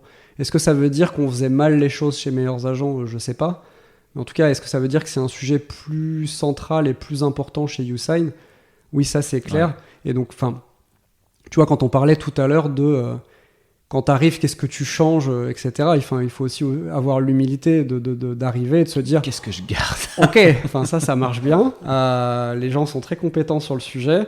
Moi, j'ai aussi plein de questions à poser sur comprendre partie spécifique, et j'en apprends encore tous les jours sur la partie vraiment signature, toutes les docs, le réglementaire qu'il y a autour, etc. Tu vois, encore cette semaine... il y a des acronymes, là on demandait de valider un document, l'acronyme du document, je savais pas ce que ça voulait dire, donc il faut aussi avoir une posture très humble de, en fait, tu me demandes de signer ça, je sais même pas ce que ça veut dire, donc commençons par le commencement, qu'est-ce que ça, explique-moi le document, l'acronyme, ce que ça veut dire. Voilà, donc c'est aussi c'est la part d'apprentissage en fait, mais là qui est plus propre au contexte. Est-ce que c'est de la sécurité en tant que telle ? Je sais pas, mais voilà, nous, l'équipe c'est plus sécurité et compliance, et on mixe un peu les deux. Voilà, et c'est peut-être un peu des petits coups de chaud côté sécurité des fois. Non, écoute, en tout cas depuis que je suis arrivé, pas vraiment. Des choses à améliorer, ouais, c'est sûr. Je pense que les attaques, elles sont de plus en plus sophistiquées. Tu vois, je pense, sans te raconter forcément toute la cuisine interne et tous les détails, mais typiquement, on voit de plus en plus de tentatives de phishing en ce moment, mais c'est pas propre à YouSign. Des choses de plus en plus sophistiquées qui sont de plus en plus trompeuses pour l'utilisateur final. Donc, toute la sécu qui va tourner autour des emails, par exemple, etc., c'est des sujets qu'on va particulièrement regarder en ce moment. Un truc qui est très bien fait dans la boîte, pareil, c'est facile de le dire, c'est pas moi j'ai rien fait, c'était déjà en place, mais tu vois, on a déjà un programme, tout un programme pour tous les salariés de YouSign, un peu de formation en continu sur la cybersécurité. Donc typiquement, on a des outils de test de phishing où il y a des mails un peu random qui sont envoyés à tout le monde. Tu as un petit add-on Gmail qui te permet de cliquer sur une petite cible pour dire ça, j'ai bien vu, c'était du phishing. Et ça va mesurer en gros ta performance en tant que salarié à la fin, à être capable de détecter divers mails de phishing. Alors t'en as des simples, bon ok, tu le vois rapidement, et puis t'en as des... Attends, c'est vous qui envoyez des mails de phishing ? En fait, c'est un service par lequel on passe qui envoie des mails de phishing et qui nous permet de tester ça, et aussi de tester, de voir si globalement nos salariés sont compétents pour détecter ce genre de choses. Donc tu vois, ça fait partie des petites choses qui sont en place. J'ai plus le nom exact, mais tu as une formation qui est fournie par l'ANSSI aussi. Le service que vous utilisez, tu le donnes ou pas? J'ai peur de faire une bêtise sur le nom, mais ouais. En nota bene. Ouais, ça marche. Je te le redonnerai derrière. Je suis quasiment sûr de mon coup, mais vu qu'il y en a deux, je voudrais pas faire la bêtise et mal les citer. Non, parce que c'est intéressant là pour le coup. Voilà, tu vois, donc t'as des choses comme ça qui sont en place. Pareil pour tous les nouveaux arrivants dans la boîte. Après leur onboarding, on leur demande de passer une formation qui est faite au niveau de l'ANSSI, justement sur la sécurité informatique de manière générale. Voilà, tu as plein de choses sur le phishing, la sécurité, etc. C'est une espèce de MOOC en ligne que tu peux suivre, et puis tu as quelques tests à passer, quelques QCM à faire à la fin. Tout le monde fait ça. Tout le monde fait ça. Ouais. Tout le monde fait ça, et tu dois uploader le résultat de ton test à la fin de ton onboarding. Donc voilà, ça fait partie du rite initiatique quand tu arrives dans la boîte. Tu vois, et ça, c'est des choses qui étaient en place déjà à mon arrivée, que j'ai découvertes, et je me suis dit, ça traduit une certaine envie de bien faire sur le sujet. En tout cas, je pense que ça met dans la tête de tout le monde dès le départ, voilà dans quelle entreprise tu vas travailler, et voilà l'importance du sujet pour nous. Et tu vois, c'est typiquement, même si demain je dois retravailler dans une entreprise qui fait pas de signature électronique, peut-être que c'est des pratiques que je remettrai en place en me disant simplement à vertu de sensibilisation, etc. C'est des choses qui sont intéressantes. Ouais. Dans tous les cas, c'est intéressant. Voilà, et tu vois, on en revient à ce sujet de qu'est-ce que tu changes, qu'est-ce que tu apprends, etc. Ça, j'étais plutôt en posture apprenante. Voilà, je me suis fait mon avis sur en fait, ça c'est bien fait. Continuons plutôt d'essayer de pérenniser ça. Après, comme tout, peut-être qu'à un moment donné, ça sera plus adapté, mais en tout cas, pour l'instant, c'est plutôt bien, et je pense plutôt avancé par rapport au stade de développement de la boîte, quoi. Ok. Peut-être que ça va être temps de... On avait dit qu'on en reparlerait un petit peu. La partie data et meilleurs agents. Alors sur la partie orga, meilleurs agents, j'ai compris qu'il y avait pas mal de choses finalement c'est similaire, qui vont être similaires. Néanmoins, tu m'as dit sur la partie data, R&D, il y a des choses intéressantes côté meilleurs agents. Ouais, déjà sur le contexte, alors meilleurs agents, j'y ai passé quasiment 6 ans. Quand j'y suis arrivé, il y avait 10 personnes qui faisaient du produit, de la data, du dev. Voilà, mais c'est une équipe de 10 personnes au global. Pareil, assez fascinant de voir tout ce qu'il avait été possible de faire avec si peu de gens. Voilà, je mets ça de côté. Pour en revenir, donc moi, l'enjeu chez Meilleurs Agents, mon job, ça a vraiment été... il y a une très forte croissance, il faut faire scaler l'équipe, il faut faire scaler la plateforme, et du coup, comment est-ce qu'on s'y prend? Donc 6 ans après, on était quasiment 150 dans les mêmes équipes. Donc ça a sacrément grandi. Voilà. La data, ça... Pareil, c'est quelque chose que j'ai appris en arrivant dans la boîte. Je suis arrivé avec un certain nombre de connaissances sur le sujet, assez généralistes. Tu comprends rapidement quand tu mets les pieds dans l'entreprise que c'est pas un sujet annexe juste pour faire un peu de reporting tous les mois et du suivi des chiffres ou du chiffre d'affaires. Tu comprends rapidement quand tu arrives chez Meilleurs Agents que la data, c'est le cœur du réacteur, c'est le cœur de la boîte, et c'est finalement presque la seule raison qui va faire que tout le reste du service va fonctionner. Donc, pour te donner Pourquoi? Donc très très rapidement, Meilleurs Agents, c'est une plateforme immobilière qui a deux côtés. Tu as un côté B2C, donc tu vas faire venir le plus de monde possible sur un site web grand public, et les gens viennent chez toi parce qu'ils veulent trouver de l'information de qualité, soit des informations générales sur le marché de l'immobilier, quel est le prix moyen au mètre carré dans cette région, dans cette ville, dans ce quartier, dans cette rue, voire à cette adresse précise. Deuxième service ultra utilisé maintenant, j'ai un bien soit que je veux acheter, soit que je possède déjà, que je veux éventuellement vendre, ou je veux juste savoir ma valeur patrimoniale.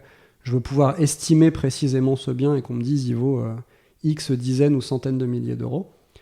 Donc les gens viennent chez Meilleurs Agents pour cette promesse. Voilà. Être capable d'avoir de l'information fiable et de l'information de qualité sur le marché de l'immobilier. De l'autre côté, tu as plein d'agences immobilières qui rêvent de rencontrer des gens avec un projet immobilier, notamment des gens qui ont envie de vendre leur appartement. L'agence immobilière, dans des marchés tendus dans l'immobilier, ils ont toujours plein de gens qui les appellent pour trouver des biens. Le nerf de la guerre pour eux, c'est de trouver des biens à vendre et donc de récupérer des mandats de vente. Voilà. Donc, quand d'un côté, tu as une population captive qui vient par millions tous les mois pour mettre à jour la valeur de son bien ou se renseigner sur le marché, et de l'autre, des agences immobilières, tu comprends rapidement qu'il y a un intérêt à avoir une plateforme au milieu comme Meilleurs Agents qui va faire matcher les deux, les faire se rencontrer, etc. Modèle d'affaires, c'est les agences qui payent à la fin. C'est complètement gratuit pour le particulier. Pourquoi la data, c'est super important? Parce qu'en fait, c'est la seule raison pour laquelle les particuliers vont venir sur ce site et pas sur le site d'un concurrent. Parce que l'information est de meilleure qualité. La data dans l'immobilier, c'est hyper particulier parce que c'est un contexte d'information qui est rare. On ne vend pas un bien toutes les minutes.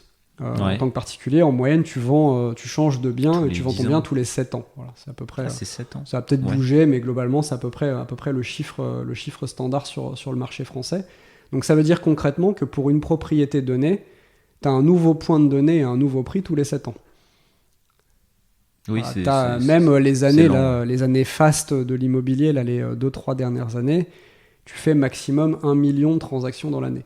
Donc t'es pas dans les contextes, tu sais, dont on a énormément parlé, on en revient un petit peu maintenant, mais on parlait big data, pétaoctets de données, des algos qui doivent traiter des quantités faramineuses d'informations, etc. En fait, l'immobilier, c'est un peu différent, t'as plutôt assez peu de données, et la question c'est comment tu la valorises, quels algos tu utilises pour en faire quelque chose avec de la valeur, c'est-à-dire qui est capable de donner un prix qui est fiable à un instant T.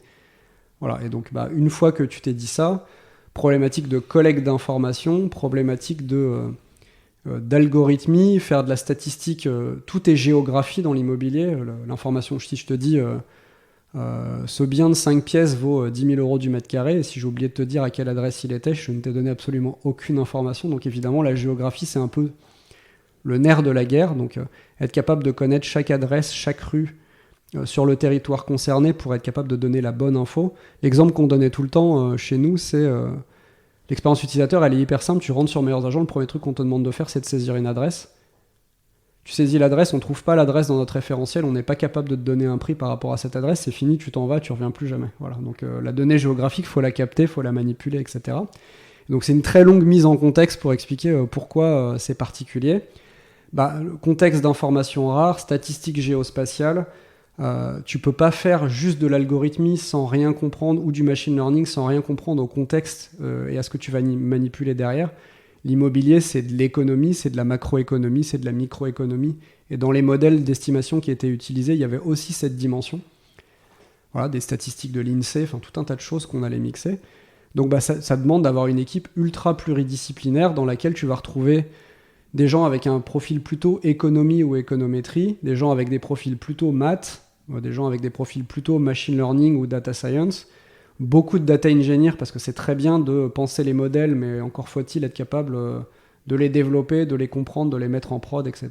Et le gros enjeu, c'est de faire travailler tout ce petit monde pour qu'à la fin, ça fasse un service qui est utile. Voilà. Et donc, dans les particularités, sur la partie plutôt vraiment recherche, donc économie, maths, machine learning, etc., on utilisait, je pense que c'est toujours le cas, de ce que j'en sais encore, pas mal notamment les tests CIFRE, donc des tests professionnels qui te permettent d'avoir des doctorants qui travaillent dans ton entreprise. Chez nous, ils travaillaient 4 jours par semaine pour Meilleurs Agents sur des sujets Meilleurs Agents, et ils avaient un jour dédié à leur thèse, encadré généralement par une université ou par une école d'ingénieurs. Donc vraiment de la recherche fondamentale, quoi. De la vraie recherche. Tout l'enjeu pour nous, c'était de faire converger les sujets de recherche avec des sujets d'intérêt pour Meilleurs Agents sur le service, etc. Donc évidemment, c'était toujours de la recherche qui avait trait à quelque chose qui allait tourner de plus ou moins près autour de l'immobilier. Mais n'empêche, c'est de la vraie recherche. 2, tout le sujet, c'est que c'est de la vraie recherche qui est faite dans un contexte où pour le doctorant, c'est formidable parce que tu as accès à tout un tas d'informations qu'autrement, si tu étais juste dans un labo de recherche, tu galérerais énormément à avoir. Là, tu es dans un vrai contexte de boîte. Ça permet de faire de la recherche très appliquée aussi, sur des cas concrets, etc. Et en fait, pour l'entreprise, c'est un peu... la R&D que tu fais tout de suite, c'est un peu les services que tu vas sortir demain et les grandes questions auxquelles tu aimerais répondre. Une thèse, ça dure 3 ans, 4 ans, etc. Donc c'est aussi un long cheminement pour y arriver. Et voilà, c'est un modèle, en tout cas, pareil, je ne l'ai pas inventé. Moi, je suis arrivé dans ce contexte et c'est déjà en place. L'idée, ça a juste été d'en faire plus, de passer de une thèse en même temps à 5-6 en même temps, ce qui était le cas à un moment donné. Mais ça a apporté vachement ses fruits. Et voilà, du coup, en termes de management, ça n'a rien à voir. En fait, alors, Il y a presque... Oui, c'est pas de management en fait. Alors il y en a, justement. Si. Enfin ouais, donc c'est un sujet assez rigolo. Tout le sujet, c'est d'essayer de lier le travail de ces équipes au quotidien avec les enjeux concrets et réels de la boîte. Dans la vraie R&D un peu pure comme ça, t'as vite fait d'aller chercher des choses un peu pour la beauté du geste et finalement d'avoir fait quelque chose qui est pas très utile pour le reste de la boîte. Donc, on parlait tout à l'heure d'OKR, etc. Ouais. Les équipes data chez Meilleurs Agents avaient de la même façon une contribution mesurée aux OKR de la boîte. Ok. Voilà, je te donne un exemple. On savait prouver de manière scientifique le fait que plus notre estimation était précise, plus les gens avaient tendance à revenir estimer leurs biens ou estimer des biens différents sur notre site. Plus on créait de confiance, plus évidemment les agences immobilières à la fin avaient envie en nombre de payer pour notre service parce qu'on avait fait venir une masse critique d'utilisateurs. Et donc du coup là on avait, tu vois, ce côté très plateforme de je pars de la donnée, j'en fais un service de qualité, ça fait venir plein de gens sur le site, ça attire les agences immobilières de l'autre côté qui ont envie d'être mises en relation avec ces particuliers. Je vais finir la boucle. Ces agences immobilières dans le business model de Meilleurs Agents, pour être correctement classées sur le site, elles vont donner leurs statistiques de biens vendus, donc elles vont te transmettre des données de propriétés qu'elles-mêmes ont vendues, propriétés donc, qui ça sont te très savoir, intéressantes en termes de connaissance du marché, que tu peux réinjecter dans tes algos derrière, du coup améliorer la précision et la pertinence de l'algorithme, mieux servir le particulier qui aura une meilleure estimation, qui vont du coup venir plus en nombre sur le site et la boucle est bouclée, ainsi de suite, tu tournes comme ça. Donc tu vois, c'est pour ça vraiment que je disais que la data c'était au cœur de la boîte. Évidemment, la data brute, tu me donnes des informations sur des propriétés, t'as pas l'intelligence derrière d'être capable de la traiter, d'avoir les bons algos, de la raffiner, ça sert strictement à rien. D'ailleurs, on l'a vu quand l'État a fait de l'open data sur les données de transactions en France. Ça a été en 2019, je crois, que tu as un grand fichier qui a été fait par Etalab où subitement tu avais accès à des années 5 ans, je crois, de transactions immobilières en France. Ouais, en gros, tu avais des gros fichiers CSV que tu pouvais récupérer sur lesquels tu pouvais faire de la data. Tu vois, pour Meilleurs Agents, tu aurais pu te dire, ok, c'est la fin du service parce que finalement, vous n'avez plus la primeur de l'information, donc n'importe qui va pouvoir faire des algos. En pratique, ça n'a fait que renforcer le service de Meilleurs Agents et pas vraiment créer de concurrents autour. Parce qu'en fait, nous, ça nous a juste fait une source de données de plus qui était encore une fois très brute, très imparfaite, etc. La question était, encore une fois, sur la data. Comment est-ce que je nettoie ces sources de données? Comment je les raffine? Comment je les injecte dans les bons algos à la fin pour en faire quelque chose, quoi. Voilà, et donc, autre chose intéressante, tu vois, on parlait d'environ 150 personnes, là, alors c'est au global, hein, produits, tech, data, UX, etc., tout mélangé. La data, ça représentait entre 30 et 35% de ces effectifs-là, donc c'est des équipes ah oui, c'est énorme, assez conséquentes par rapport à ce que tu peux trouver par ailleurs, quoi. Voilà. Et un doctorant qui cherche et qui trouve pas, c'est arrivé? Ouais, évidemment. Ouais, il faut pas. Tu le gères comment? Faut pas sanctionner ça en fait, parce que c'est un peu inhérent. Non, mais ce que je veux dire, c'est. Ouais, non, en fait, c'est un peu inhérent à l'activité. Non, la question c'est est-ce que tu t'arrêtes suffisamment tôt en fait? C'est plutôt ça le sujet. Donc tu vois, d'avoir une démarche assez time-boxée de la R&D, c'est souvent ça qu'on faisait. C'est t'as X semaines ou X mois pour essayer d'atteindre tel résultat. Ce qui en fait de facto donne un cadre et aussi permet de couper court à certaines hypothèses qui sont faites, etc. Alors c'est pas appliqué sur tout, hein, ce que je te dis là. Évidemment sur leur thèse ils ont des enjeux à 3 ans, 4 ans, etc. Il faut leur laisser quasiment carte blanche pour pouvoir tout faire, tout explorer aussi, et puis c'est ça aussi qui fait ta connaissance de demain.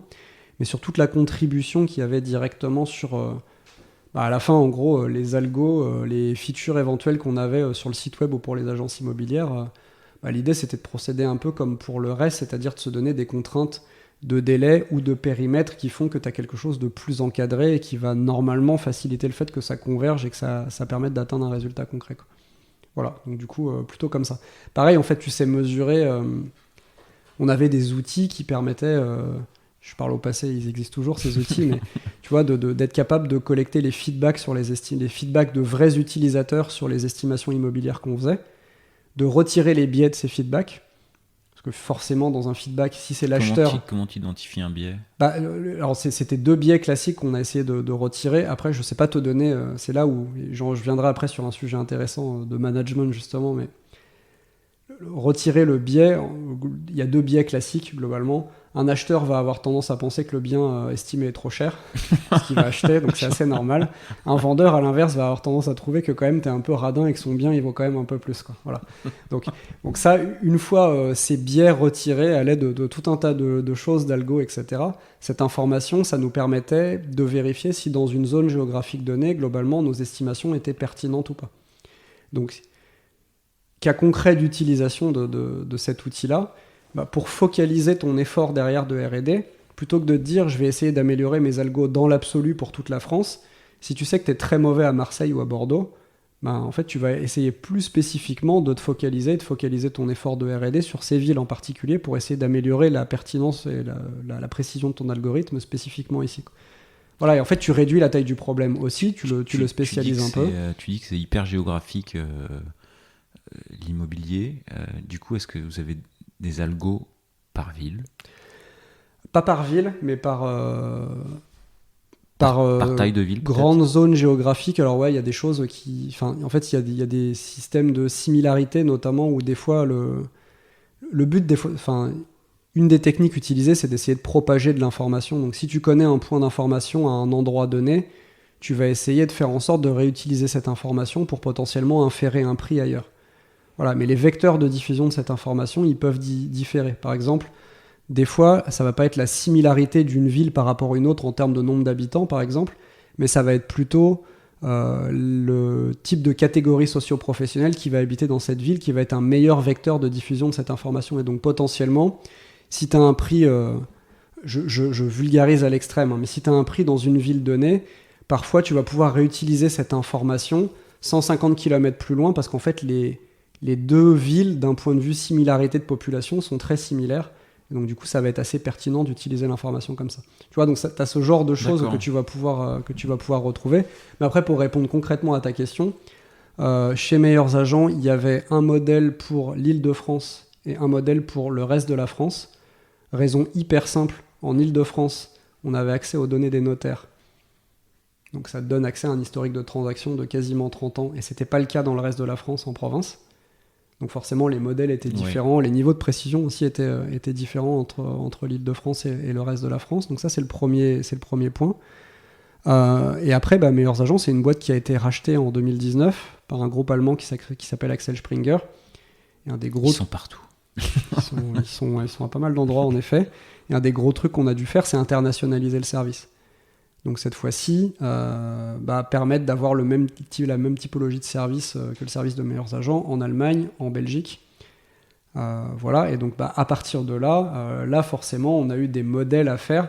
Alors on a utilisé plein de techniques communes avec ce qu'on avait déjà fait en France, mais on a dû respécialiser des modèles pour les contextes de données en Belgique et en Allemagne. Donc à la fin, tu avais quand même pas mal de modèles différents qui tournaient. Tu avais un modèle appartement, un modèle maison. On faisait de la donnée immobilière de location, de la donnée immobilière de vente, donc c'était aussi des modèles différents. Donc à la fin, tu n'avais pas un modèle unique qui répondait à tous les cas, mais tu avais un mix de split géographique, pays et région sur la France, et puis appartement, maison aussi. Vous savez, j'ai déjà un peu oublié, donc ça se trouve, j'oublie d'autres trucs, mais globalement, c'est à peu près ça. Et donc, pour finir là-dessus, sur ce contexte et sur le management autour de ça, en fait, pareil, il faut accepter... tu vois, on dit souvent que le manager, le but, c'est pas qu'il soit plus expert que ses équipes. J'ai un scoop pour toi. Moi, dans ces cas-là, c'est assez facile. Tu débarques dans l'équipe, tu te dis assez rapidement, si j'essaye de faire le malin avec le gars qui a un doctorat en maths sur les maths, tu vas être assez rapidement peu crédible. Donc, la question à se poser, c'est plutôt quelle est ma mission ? Comment je peux aider l'équipe ? Donner le cadre, encore une fois. Et puis aussi trouver les... sujets, des fois plus d'expertise sur lesquels tu vas pouvoir aider les gens à grandir. Ça peut être du management, ça peut être de l'orga, ça peut être aussi des fois de la tech, tiens, regarde, t'as toujours utilisé le même type d'infra pour le faire, tes petits copains à côté dans l'autre équipe, ils utilisent déjà un cloud, donc pourquoi tu irais pas utiliser un cloud public toi aussi ? Tu vois, ça peut être ce genre de sujet. Et puis après, c'est aussi beaucoup s'intéresser au métier, à l'expertise, etc. Parce que c'est assez passionnant de discuter avec quelqu'un qui en connaît... des rayons et des rayons sur la modélisation de l'immobilier en particulier. Donc voilà, mais en tout cas, c'est sûr que dans ce genre d'équipe avec un énorme niveau d'expertise, si tu essayes de si ton réflexe c'est de te dire pour être le bon manager, je vais essayer de leur montrer que je suis plus expert qu'eux, je pense que tu passes rapidement pour un gros guignol. Donc voilà. Bon, en tout cas, j'ai pas essayé de faire ça.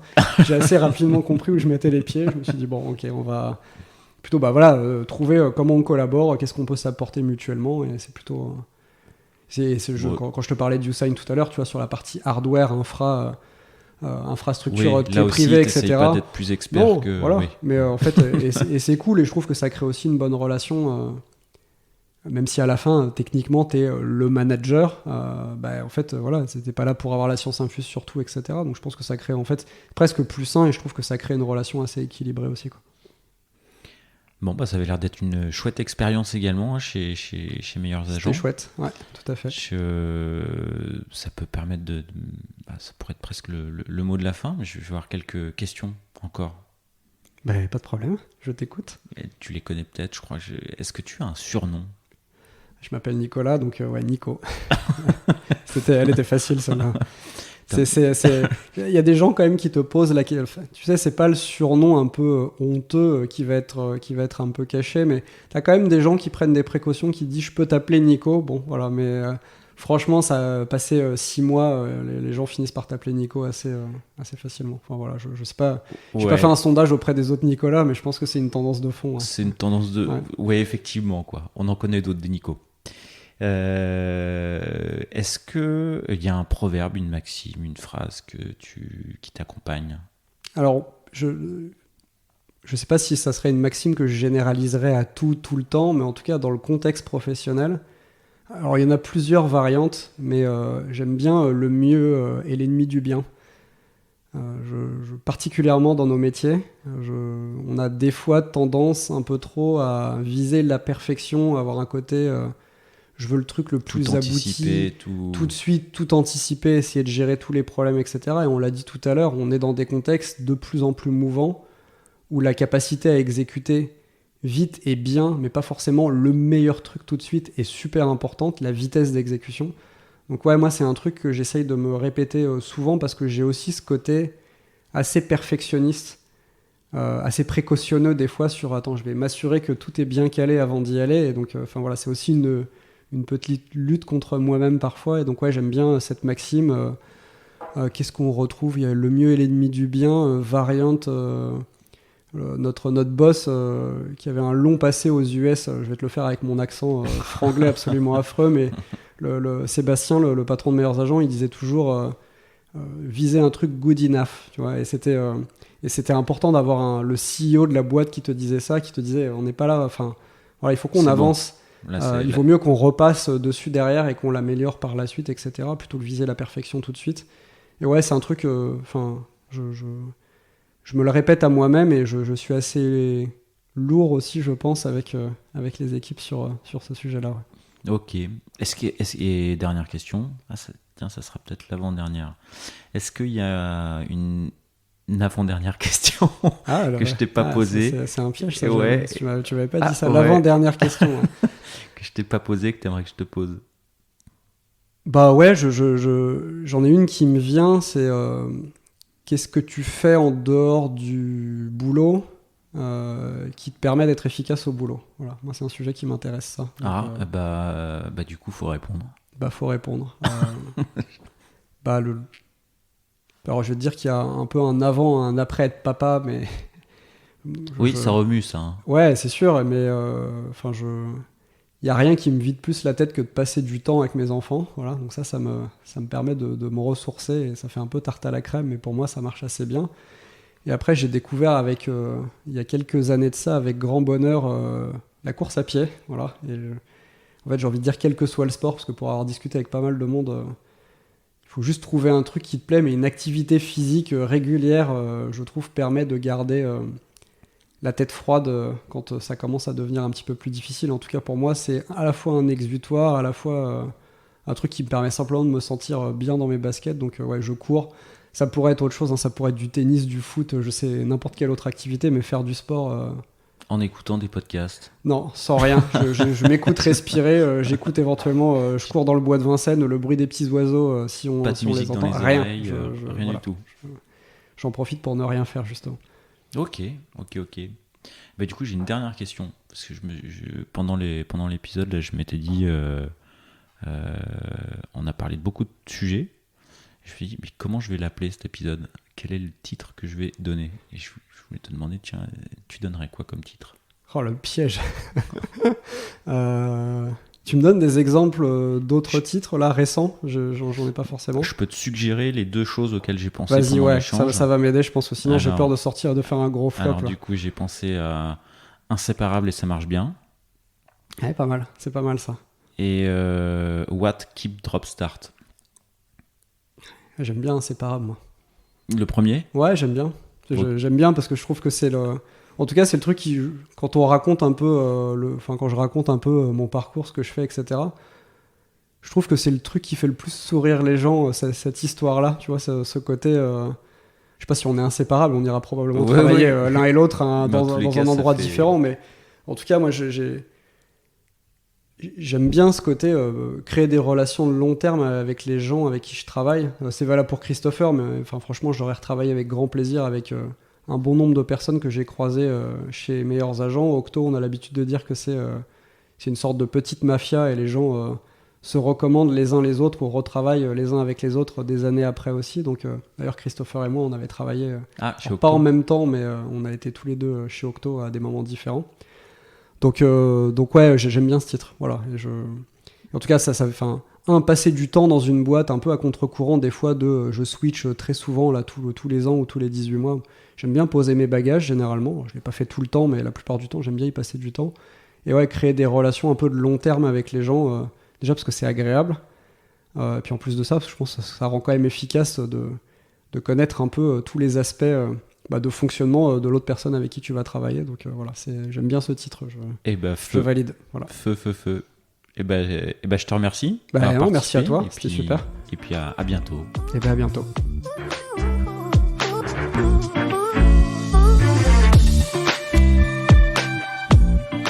L'épisode est terminé, j'espère qu'il vous a plu, et si c'est le cas, c'est le moment de prendre 2 ou 3 secondes de plus pour 2 ou 3 clics. Un petit clic pour un pouce bleu, ou un petit clic pour un partage aux copains, ou un petit clic pour vous abonner et ne pas rater le prochain épisode. À très bientôt.